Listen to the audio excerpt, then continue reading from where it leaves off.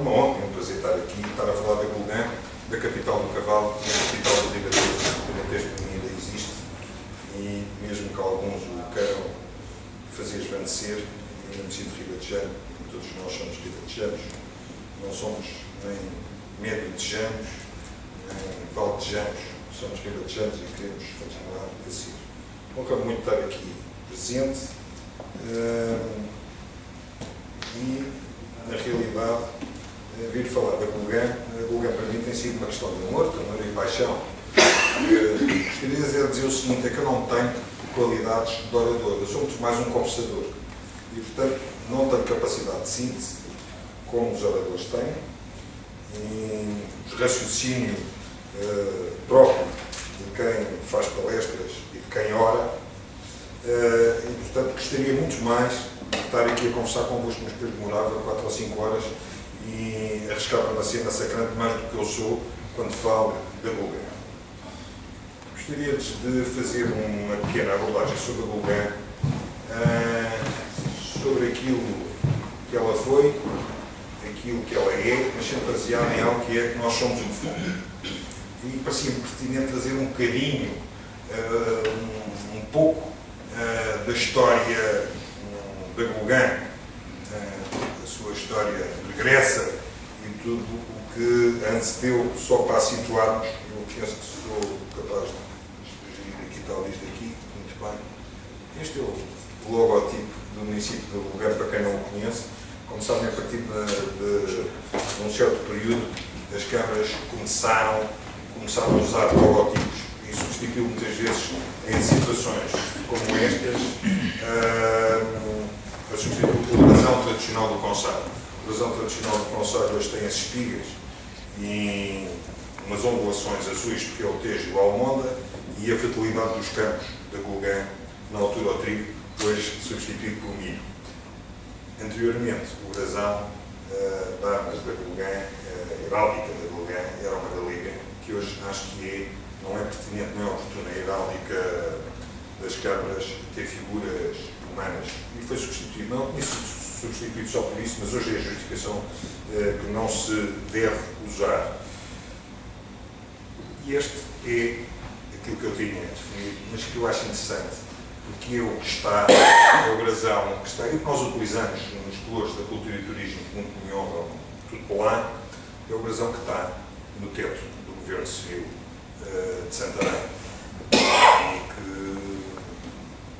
tem algo que eu acho que tem o seu peso e gosto sempre de o exaltar. Eu gostaria de lhes dizer, eu costumo dizer que a presença na região está inserida a Gulbenkian, eu acho que remonta a épocas impensáveis. Há testemunhos da pré-história que falam da vida dos homens e das mulheres desse período. E esta é a prova que está no Expolis, como sabem, foi um edifício que foi inaugurado em 2003, que é o nosso centro cultural e científico por excelência. Isto são choppers e lascas, são artefactos que foram encontrados na Gulbenkian e que estão expostos no Expolis, portanto, elementos que testemunham a vida do homem desses tempos. E é interessante porque, na realidade, hoje é a capital do cavalo, mas nós já contamos, os gulbenenses, na altura não seriam gulbenenses, não seriam apelidados como tal, mas os autóctones já conviviam com o cavalo há 30 mil anos. E muito perto da Gulbenkian, não tão distante como disse, das margens do Ocreza, vislumbram-se estes aspectos do cavalo, alguém que desenha um cavalo, alguém em pinturas e gravuras rupestres e que atesta a convivência já do cavalo.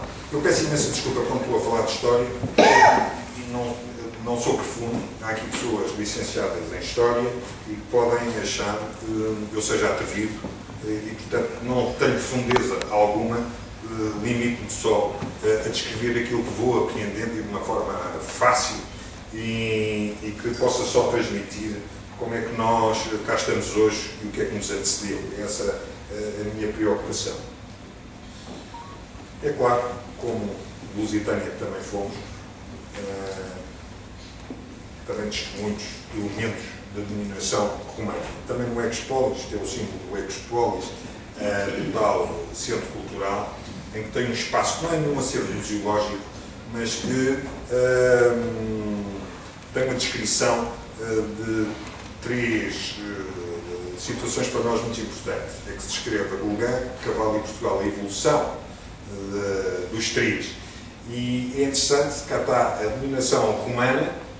Nós temos uma zona a norte da Gulgã, denominada São Miguel, ao pé da Quinta dos Álamos, onde já ouviram falar da família de Frederico Tavares Monacho. Não sei se chamam Álamos pelas aves que lá estavam, ou porque foram povoadas primeiro pelos visigodos e depois pelos alanos. Não sei se foi algum corruptela e ficou os Álamos, também não interessa. Mas o que é certo é que isto está lá, nós não deixamos de mexer. E está nas chamadas ruínas de São Miguel. E que tem aspectos aqui de dominação romana do tempo.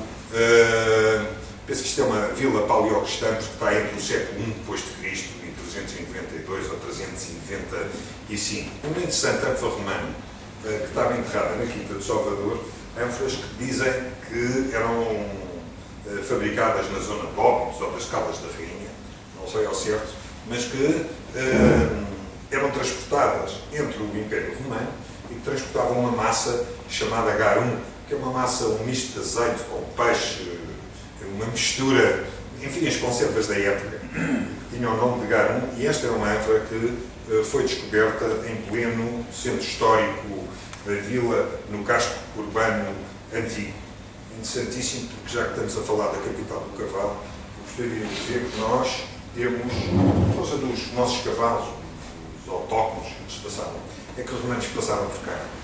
E aquilo que nós nos livros de história, pelo menos eu, que tenho 56 anos, ainda havia numa gravura o viriato com uma arma de contusão, não era uma arma de fogo, mas com, não sei, quase com um coup de poing, e que se viam nos Montes Hermínios. Era uma gravura que aparecia nos livros de história da terceira ou da quarta classe. Eu gostaria de dizer que este viriato, porque é aquilo que nós conhecemos por viriato, porque o viriato eram os homens que usavam as vírias. Este é o mais conhecido, nós temos a rua de Viriato em Lisboa, mas também temos a calha de Viriato em Sevilha. Portanto, os viriatos povoaram aqui a península e, portanto, eu acho que havia uns mais importantes que os outros, mas eram os homens que usavam vírias. Só que eu acho que este viriato, como o mais importante, este que foi chamado Rei dos Lusitanos, eu acho que este viriato não andava nos Montes Hermínios, atrás dos seus inimigos, ou quem perseguia. Este viriato não andava a pé, como está na gravura conhecida das nossas caldas. Este viriato andava a cavalo.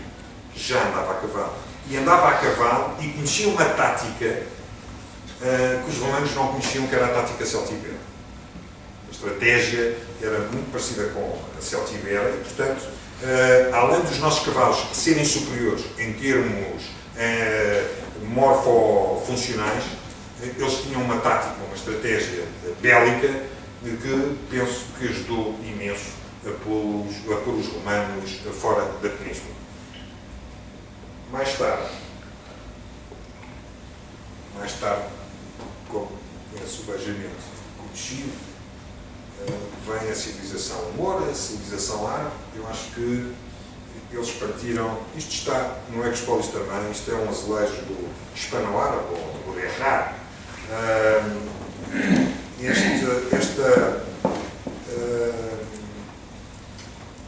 Por exemplo, a toponímia da Gulgã, a cultura da laranjeira, os lagares, os pátios interiores, a própria mentalidade ainda de bulganenses daqui desta zona. Interessantíssimo, que eu acho, para já, muros, nós fechamos todos em muros. Isto é muito árabe, é um costume que nos ficou. E há uma expressão engraçadíssima na Bulgária que hoje já mudou, hoje tem tendência, já não são os mais antigos que diziam, e eu acho que isto é muito árabe. É quando se batia à porta de uma pessoa, nós normalmente hoje dizemos entre, tenho gosto de lembrar. Na Bulgária havia uma expressão, não sei se ainda existe, não se quer tirar da rua. É uma coisa que não é a mesma coisa que mandar entrar. E penso que isso é muito de se fechar entre muros E penso que isso ficou dos árabes. Os árabes saíram, se não estou em erro, em 1230 de Algesur, os mouros, e muitos fugiram daqui para Triana, instalaram-se no bairro, que é hoje o bairro sevilhano de Triana, onde construíram estes azulejos, e são azulejos feitos por artesãos portugueses que voltaram depois a Portugal por encomenda. É interessante também, se falar nos cavalos dos romanos, que eram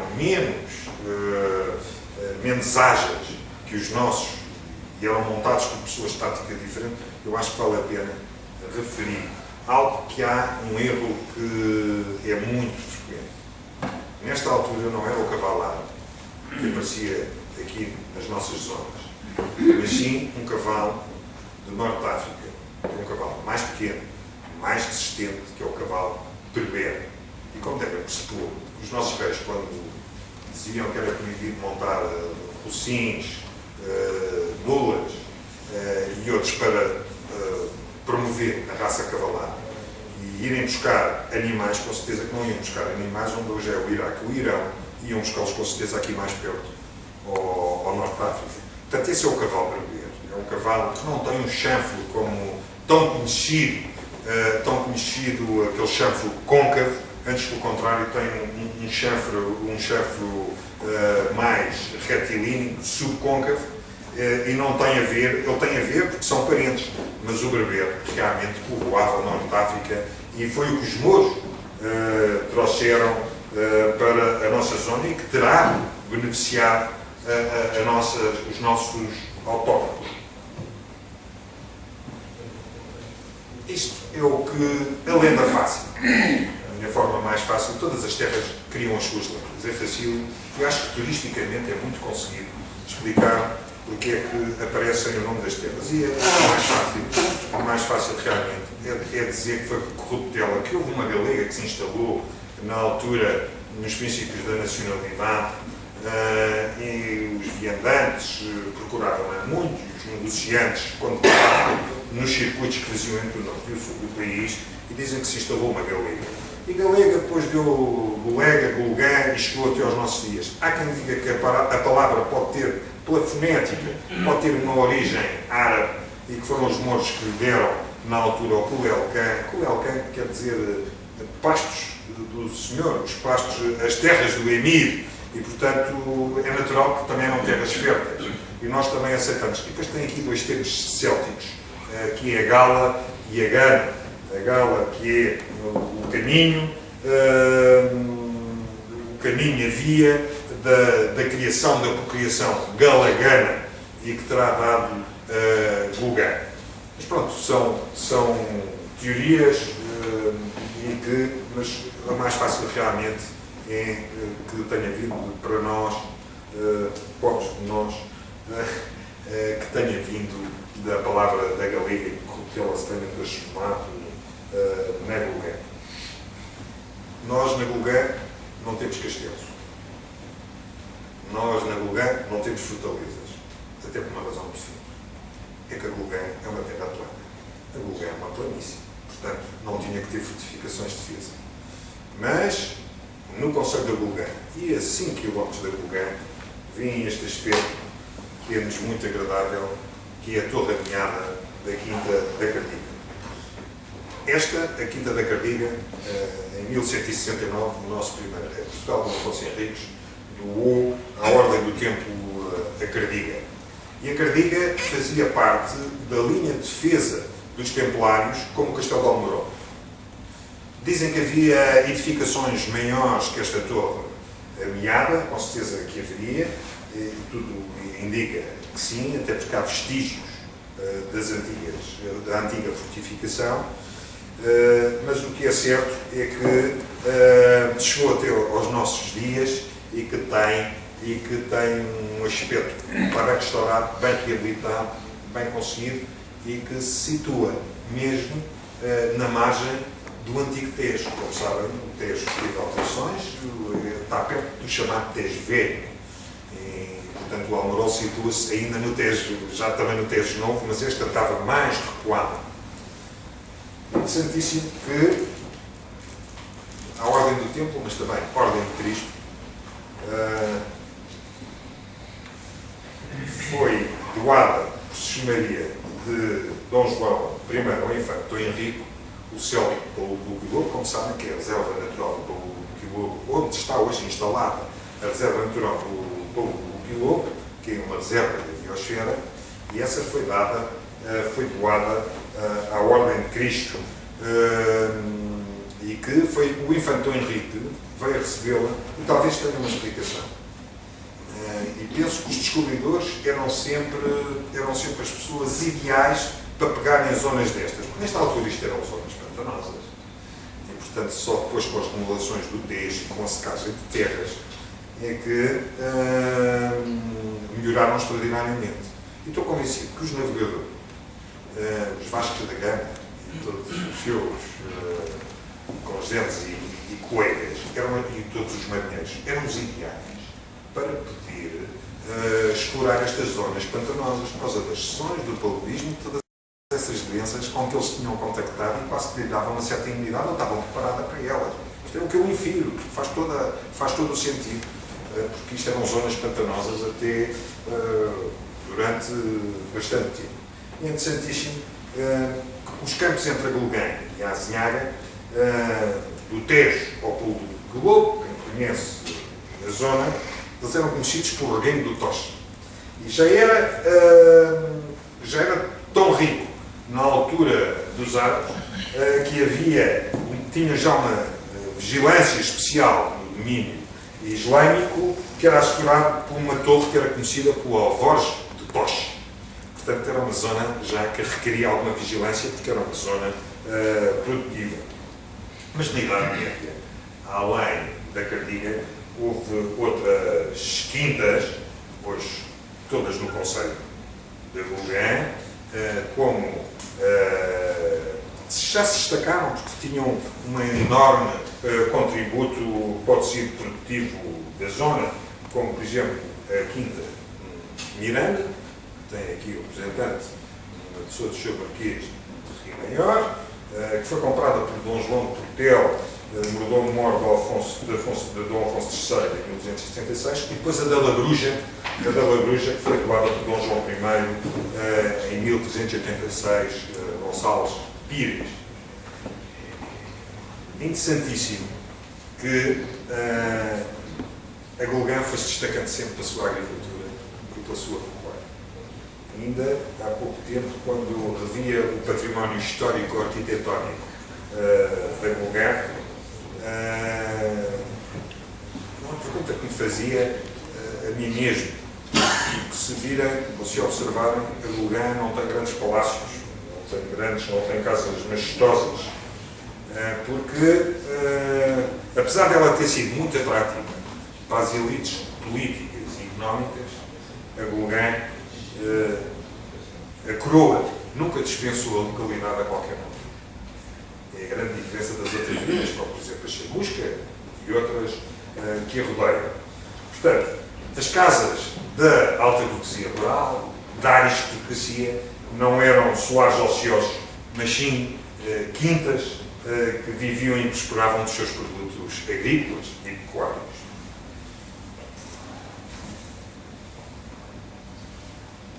Ora, aqui são os passos do Concelho de Gulgã e têm aqui numa tela executada pelo pintor Segão de Faria, por azinhaguense Segão de Faria, o nosso rei Dom Manuel I.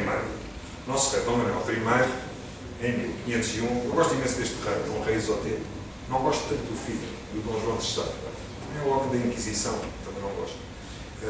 Alguns, ele poderia ter qualidades, mas gosto mais disto. Eu acho que isto é um rei esotérico e tudo aquilo que tenho aprendido do Dom Manuel é muito agradável, um homem com uma visão extraordinária. E em 1501, o Dom Manuel I, o venturoso, demonstrou um grande interesse pela Vila da Gulgã.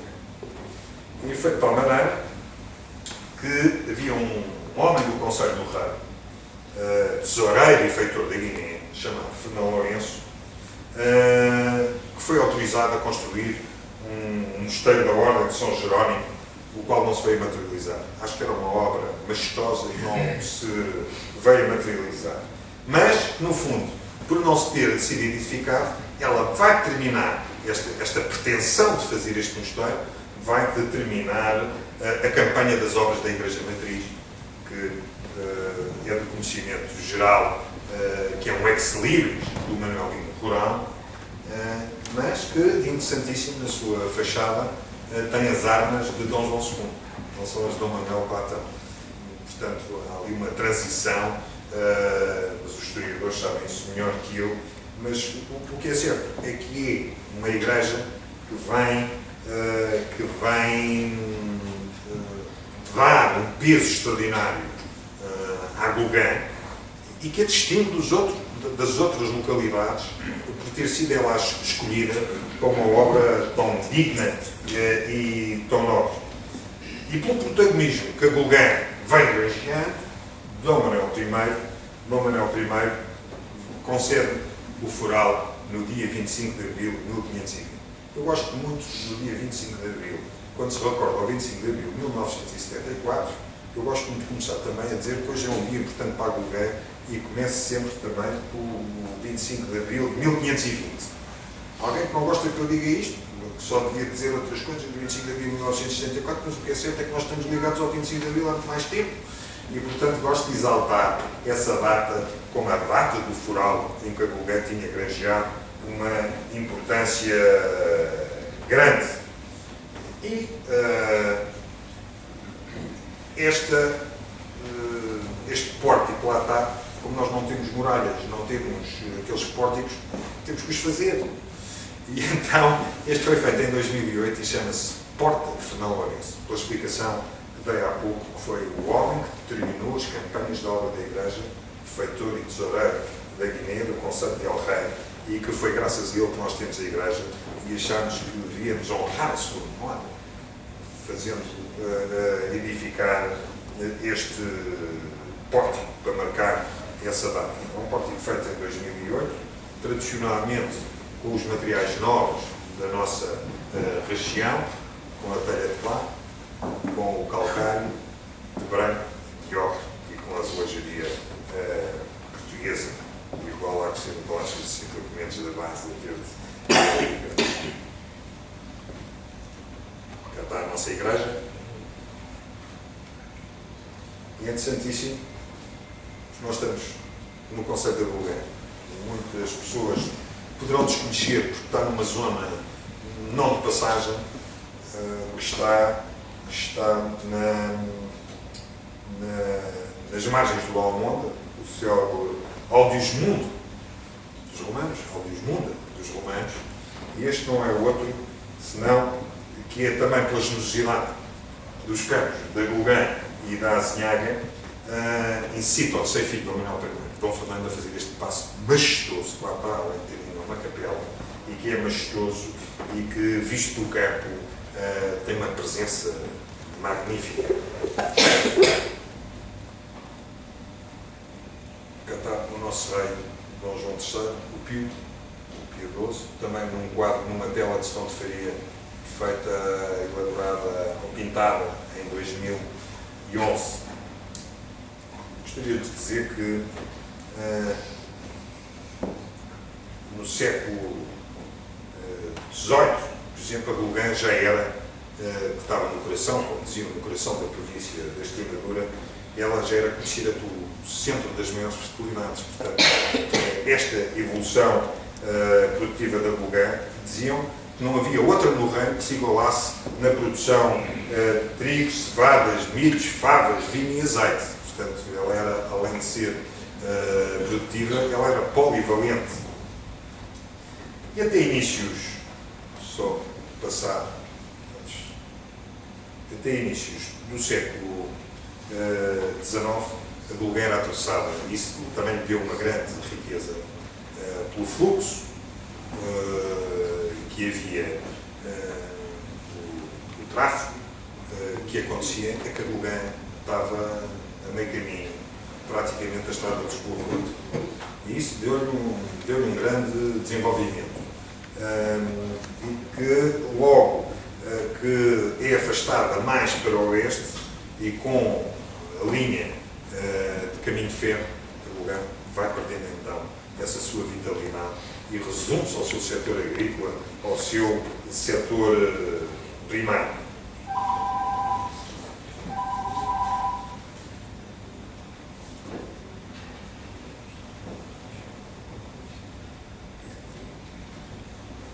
É interessante.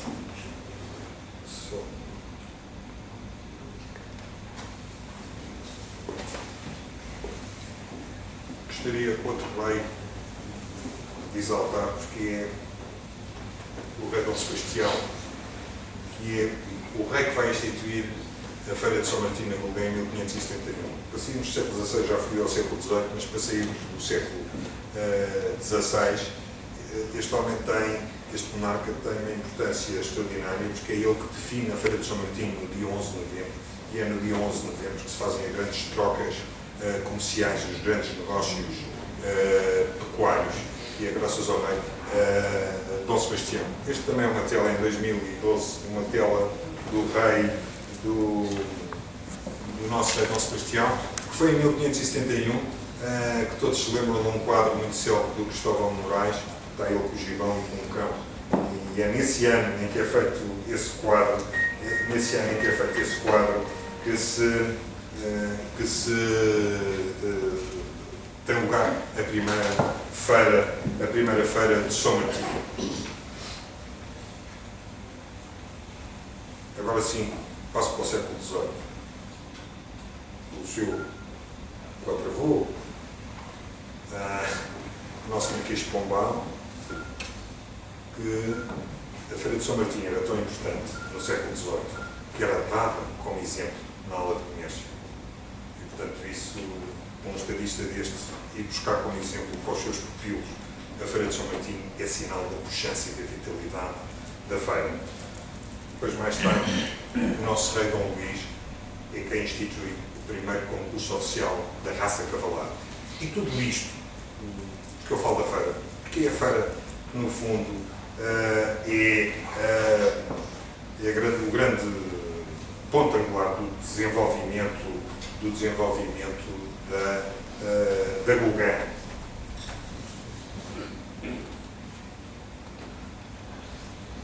Eu gostava, antes de dizer, já que estou no século XIX, gostava de ir ao princípio do século XIX por uma razão muito simples.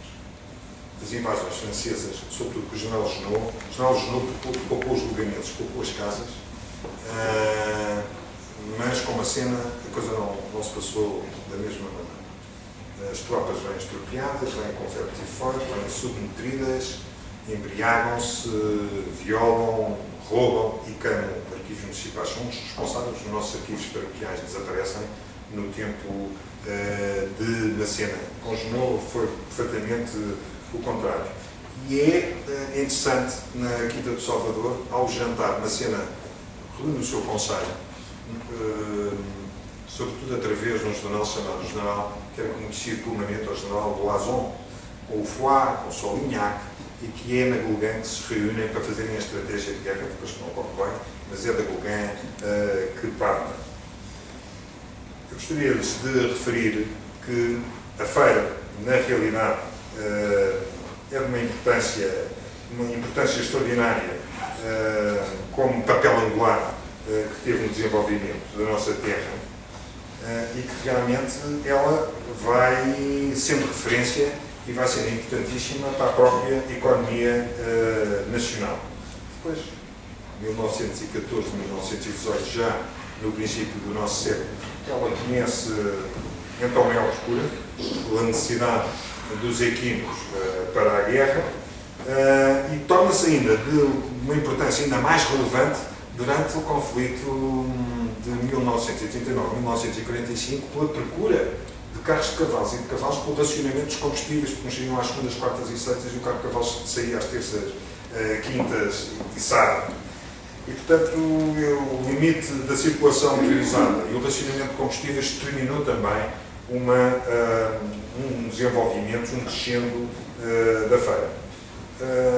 Não há dúvida que não vou massacrá-los mais com a feira, mas não há dúvida que a evolução, o crescimento, a singularidade do próprio invento, que se vinha afirmando dentro e fora das fronteiras, faz com que o governo, em 1972, o governo da República Portuguesa denominasse de Feira Nacional do Cavalo.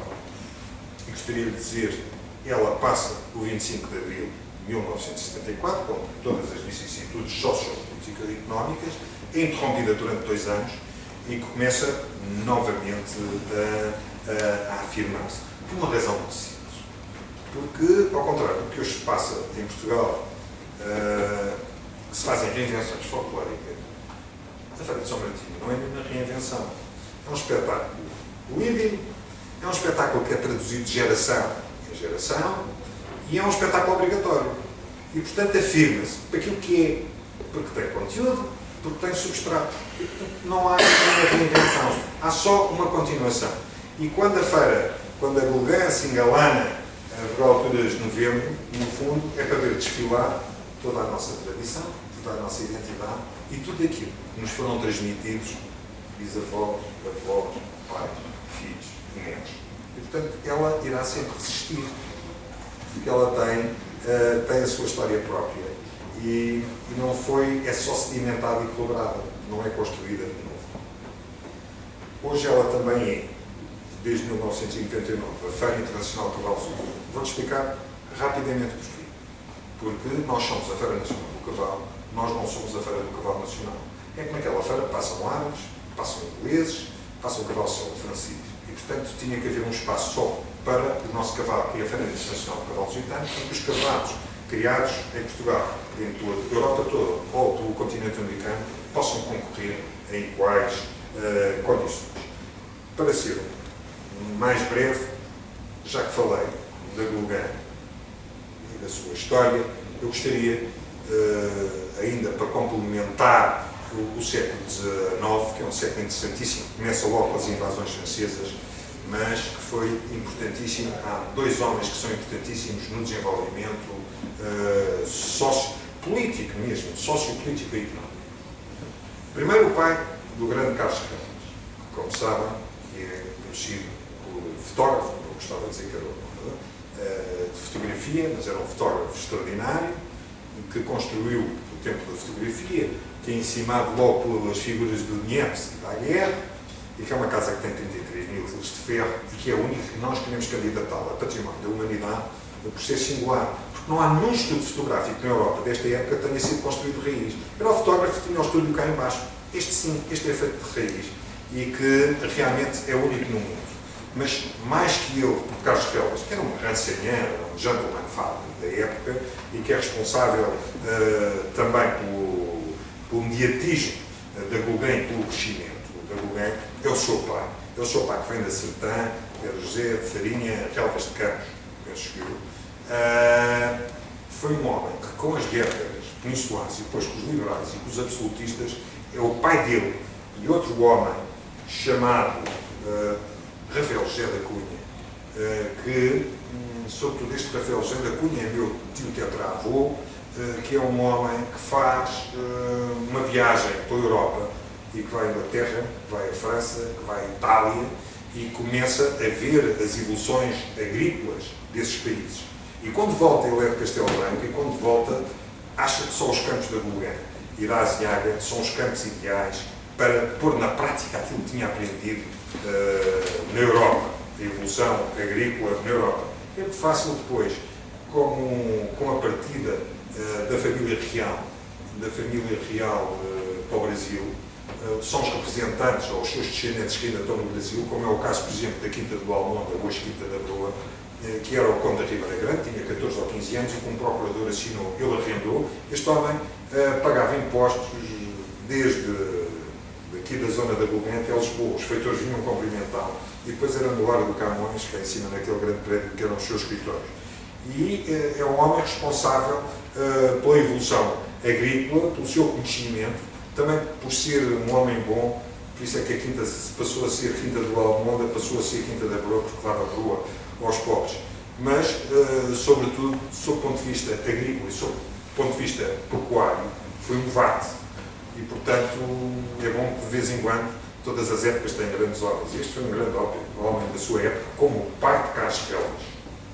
O pai de Carlos Relvas, avô de José Relvas, republicano, por todos nós conhecidos, que foi meu antecessor, que foi Presidente da Câmara, mas aborreceu-se com os julgamentos, ou os julgamentos aborreceram-se com José Relvas. Não era para ele ser republicano, porque ele só é republicano muito mais tarde. É que o José Relvas era um vato em saúde pública e disse aos joanenses que não podiam ter porcos na rua. Em vez de saírem os porcos, saiu o José Relvas, porque as pessoas quiseram continuar a ter os porcos na rua. E, portanto, foi para os estatutos, aborreceu-se com a Lugano. Isto são, de menos importância, que são fé de ver. Eu gostaria de lhes dizer, e agora falar-vos um bocadinho, e tenho aqui o meu executivo, eu gostaria de lhes dizer que esta nova Gulgã, esta Gulgã que hoje é mais falada, baseou-se, teve uma estratégia e que achou que era o campo cultural, que é era o detonador do desenvolvimento. Aquilo que eu digo, que todos e que muitos dizem, é que nós somos o que fomos. Nós tínhamos tudo. A Gulgã, até nós chegarmos, não estou com críticas políticas ou partidárias, não me interessa, a Gulgã limitava-se a viver, e isto é uma verdade, e não faz mal dizer porque era a verdade, limitava-se a viver da glória do passado. É tipicamente português viver-se da glória do passado. Eu acho que a glória do passado é ótima, mas acho que é muito boa como um estímulo para o presente e uma referência para o futuro. De resto, não faz sentido o passado se nós não o utilizarmos como alavancador das nossas terras, das nossas regiões. E, portanto, isto era... nós, no fundo, já tínhamos... quer dizer, a alma da vila não foi trazida por nós em 1998.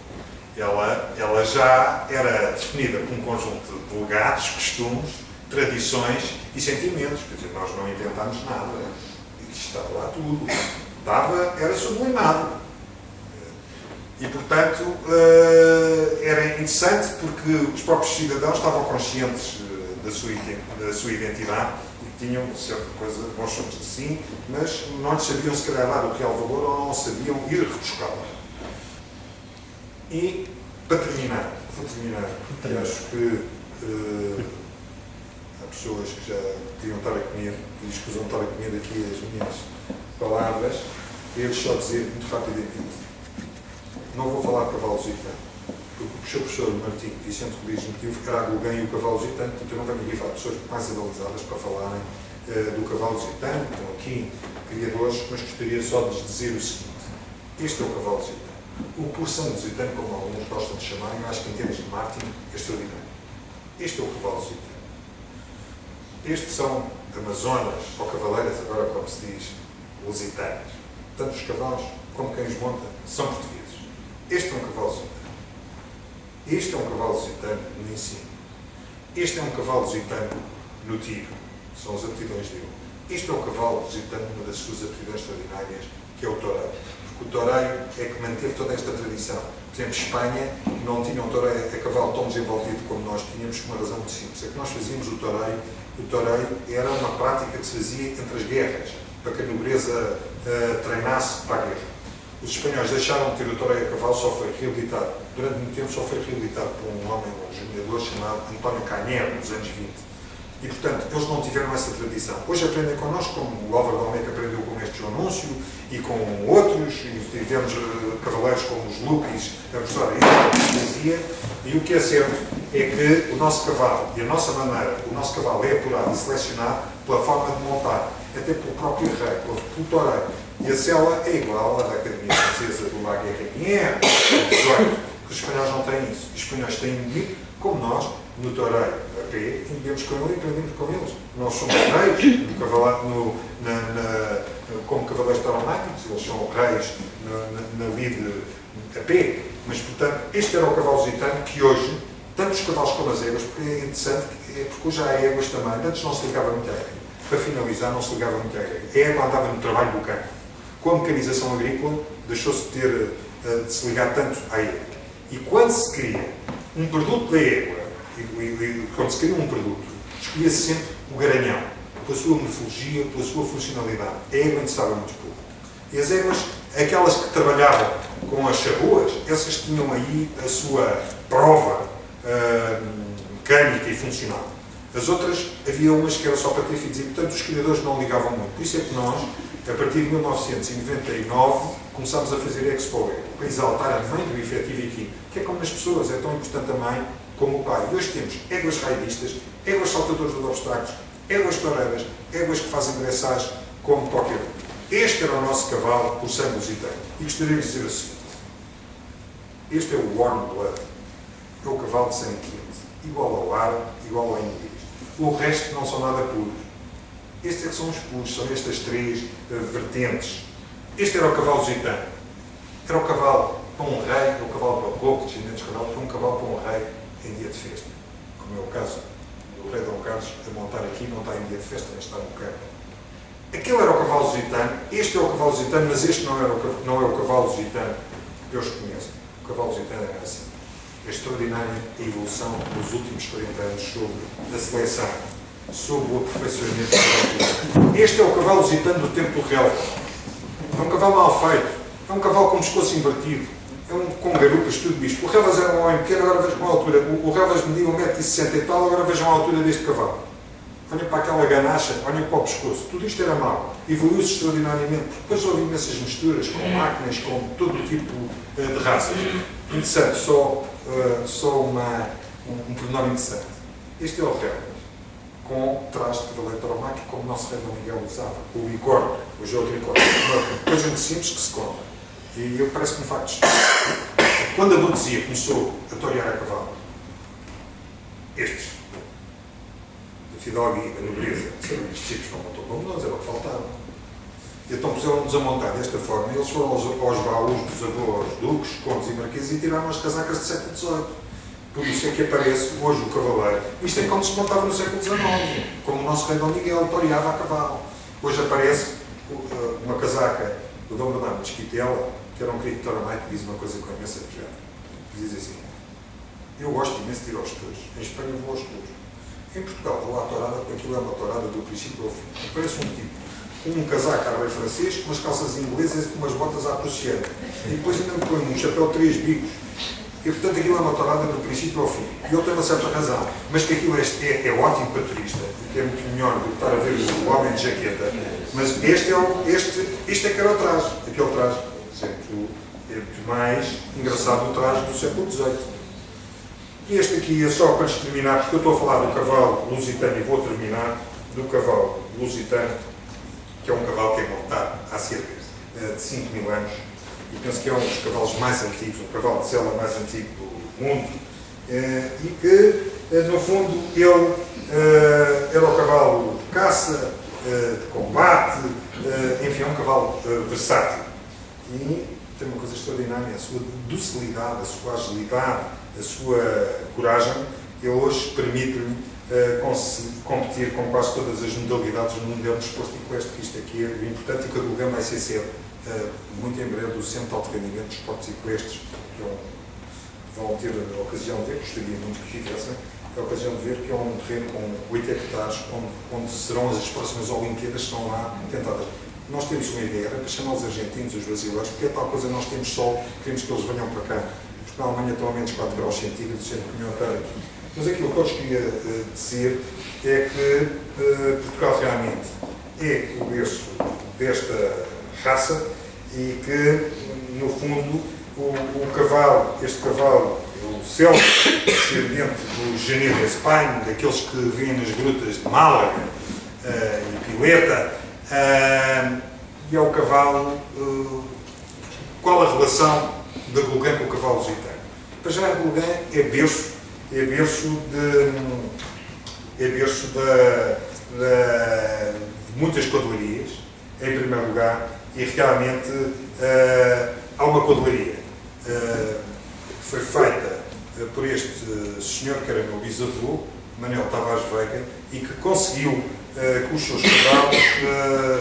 seus cavalos revelassem uma fixidez de tipo, que tivessem uma homogeneidade de caracteres e que essa elasticidade tem uma elasticidade muito própria, tem uma fina percepção, tem uma fácil interpretação da vontade do cavaleiro, e isso foi ainda hoje foi conseguido também com os ingleses anglo-saxónicos, dizem o inbreeding, através de uma forte consanguinidade, o que é ótimo porque lhes confere, não para nós, termos cavalos consanguíneos não é bom para as nossas casas, mas para os outros que compram garanhões, eles marcam muito a sua descendência e transmitem muito as suas características. Portanto, esta cavalaria cujo berço está no Gauguin é responsável pelos seus ascendentes, não só também como os Andrades e como outras, que são responsáveis pelo efetivo equino que existe hoje no Brasil, Colômbia, Argentina, Estados Unidos, Inglaterra, Bélgica, Suíça e França.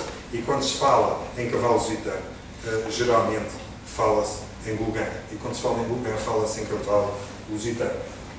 E, portanto, este é o vosso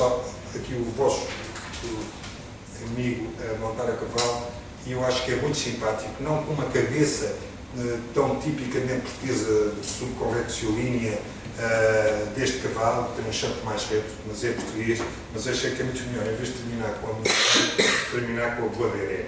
E porque a Boaderé, que é um grande músico, gosta imenso da Gauguin, gosta imenso do cavalo lusitano, e com a Boaderé é com isto que nós terminamos, lançarmos um reto. Ir à Gauguin e voltar uma dezena de razões e por uma cavalgada de emoções. É pela história, pelo património, pela cultura, pela tradição, pelo meio ambiente, sei lá, e sobretudo, venha viver como nós vivemos. É isso que eu gostava. Muito obrigado.